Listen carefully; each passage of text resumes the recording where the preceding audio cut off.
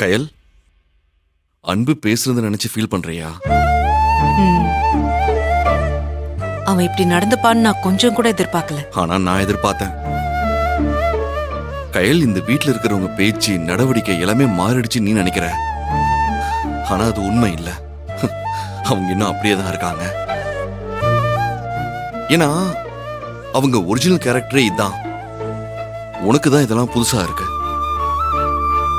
ஏன்னா நம்ம ஃபேமிலியில இருக்க எல்லார பத்தியும் உன் மனசுக்குள்ள ஒரு நல்ல அபிப்பிராயத்தை வச்சிருக்க.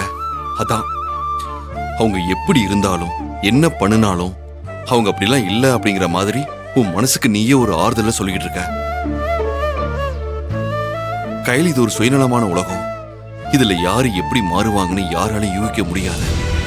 சில விஷயங்கள் நடக்கும்போது இதெல்லாம் இதுக்காக தான் நடக்குமோன்னு நாமளே புரிஞ்சுக்கிட்டு இதுக்கு ஏத்த மாதிரி நம்மளை மாத்திக்கிட்டா மட்டும்தான் நம்ம வாழ முடியும்.